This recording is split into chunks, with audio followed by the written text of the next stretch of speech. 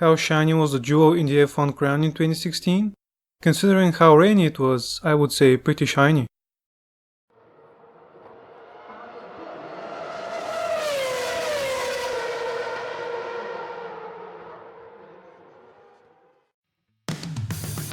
Hello F1 fans, we reached the 6th race of 2016, the race in Monte Carlo. The strange thing about this race is that usually it is one of the most glamorous F1 races and at the same time one of the most boring F1 races. But to my surprise this was not the case this year. It was still as glamorous as ever with its exotic cars, fancy yachts and celebrities, but this time it was also interesting to watch. Let's take a close look at the race. The spoiler-free review. The start of the race. The start of the race was not very memorable. The safety car led the pack during the first few laps due to the heavy rain. I was surprised by two things: how heavy the rain was, and that one of the drivers from the top teams had received a 5 grid places penalty because he had changed his gearbox. Honestly, I didn't expect much from the start because of the short straight. The overtakes. There were quite a few overtakes over the course of the whole race. They occurred mainly due to the slippery track, cold tires or worn-off tires. There were plenty of battles both at the front and the back of the pack. I felt like there were more battles between teammates than usual. In addition, even the battle for the first place was exciting. Often in Monte Carlo, the person to start on pole position wins the race, but this time it was not at all certain who would win, because several drivers took turns leading the pack.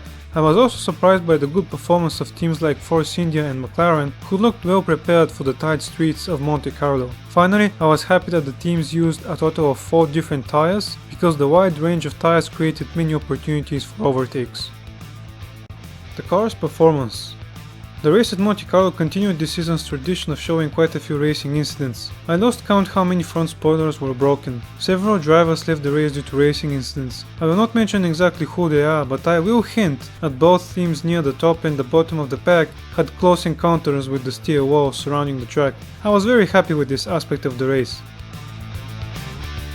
The pit lane. Of course there were multiple tire changes due to the rain. Some teams did experience some problems with their pit stops. The most notable one was a problem with the tire change that happened to one of the drivers who was fighting for the first place. Other than this, nothing much interesting happened in the pit lane.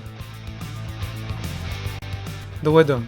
I would like to give a big shout out to the most important player of the race. The weather. The heavy rain was the main reason why the race at Monte Carlo was surprisingly exciting. I do not remember the last time it rained during an F1 race here. It was such a surprise to see the dark clouds over the little principality that I was very happy with this aspect of the race as well.